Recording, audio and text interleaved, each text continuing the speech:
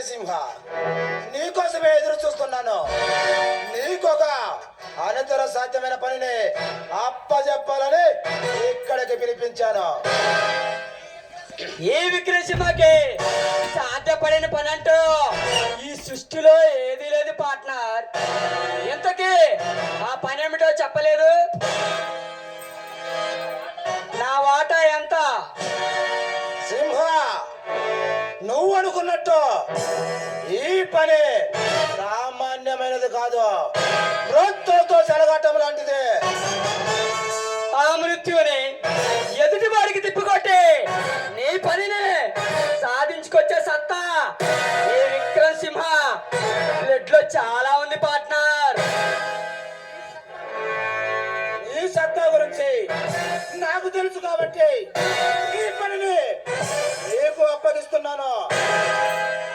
నువ్వు ఎలాగైనా ఈ పనిని సాధించుకురావాలి.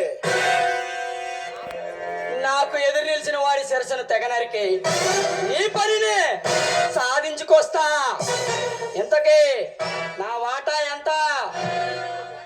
ఆ పని ఏంటో చెప్పు. సింహ, ఈ పల్నాడు ప్రాంతంలోనే అత్యంత ఖరీదైన సంపద మన పల్నాడు మ్యూజియంలో ఉన్న బ్రహ్మనాయుడు వజ్రాల ఖడ్గం. అవును పార్ట్నర్, ఆ విషయం నాకు తెలుసు. ఆ విలువైన వజ్రాల విగ్రహాన్ని నువ్వు దోచుకురావాలి. ఆ ఖడ్గం నీ చేతిలో ఉండాలంటే ఈ విక్రమసింహ అకౌంట్ లో నువ్వు 50 కోట్లు వేయాలి పార్ట్నర్. సింహ, చాలా ఎక్కువగా ఆశపడుతున్నావు. పార్ట్నర్, ఆ ఖడ్గం ఖరీదు చాలా తక్కువ. ఆ విషయం నాకు బాగా తెలుసు. ఆల్ రైట్, ఆ విగ్రహాన్ని ఎలా దక్కించుకోవాలో నాకు బాగా తెలుసు. ఇక నువ్వు వచ్చిన దారినే వెళ్ళొచ్చు. మిస్టర్ ఎంపీ యమధర్మ, నీకంటే ముందుగా ఆ వజ్రాల ఖడ్గాన్ని నేను దక్కించుకుంటాను. రే సింహ, ఈ ఎంపీ యమధర్మతో తెలిసి కూడా నాతో సమరానికి దిగుతున్నావు. వస్తావు. ఈ విక్రమసింహకి రణరంగంలోకి దిగితే సమరానికైనా సయ్యాటికైనా ఎప్పుడో సిద్ధమే.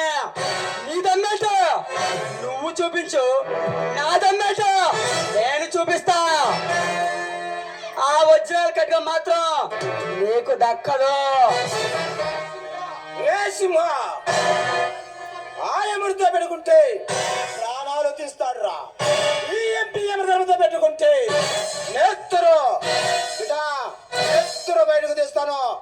నిన్ను చంపి పాడ ఎక్కిస్తాను.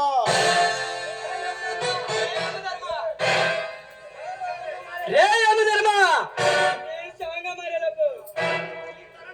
నీ తలని తాటికాల తగడానికి నిన్ను వల్లకాటికి పంపిస్తా. రే సింహ, నిన్న మొన్నటి వరకు నా కాలు కింద చెప్పులా ఉండేవాడివి. ఈ రోజు నా మీద కాలు దువ్వు కత్తెత్తుతున్నావు. ఏమిరా నీ బల్పు? ఆ బలుపు ఆ పగలు ఈ బాడీలో 24 గంటలు ఆన్లో ఉంటది. పచ్చాలని చూసిన అనుకో బూడిగా మారిపోతావు. రే సింహ, రే ఎంపీ యమధర్మ, నేను మాట్లాడేటప్పుడు చెవులు మాత్రమే పనిచేయాలి. కాదని కాలు దువ్వితే నీకు నెక్స్ట్ బర్త్డే ఉండదు. రే కుత్తి, నువ్వు ఉన్నది నా స్థానంలోనే మర్చిపోతున్నావు. నేను చిటికేస్తే నా మనసులో వచ్చి నిన్ను ముక్కలుగా నరికి పలహారంగా విసిరేస్తారు. నువ్వు చిటకేసేలేపు నిన్ను వల్లకాటికి పంపిస్తా. అయితే ఇదేంటో ఆ మ్యూజియం దగ్గర తెలుస్తాను రా. మందితో వస్తావా, మార్బలంతో వస్తావా? నీకు దమ్ముంటే ఆ వజ్రాల ఖడ్గాన్ని దక్కించుకో. నిన్ను పడగొట్టి ఆ వజ్రాల ఖడ్గాన్ని నేను తీసుకువెళ్తా. వస్తా ఎంపీ.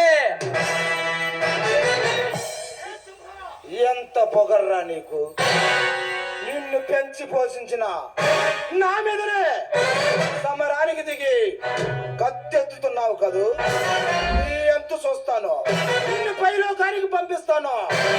ఏ బేబీ కమాన్, నీ అన్న చందాలతో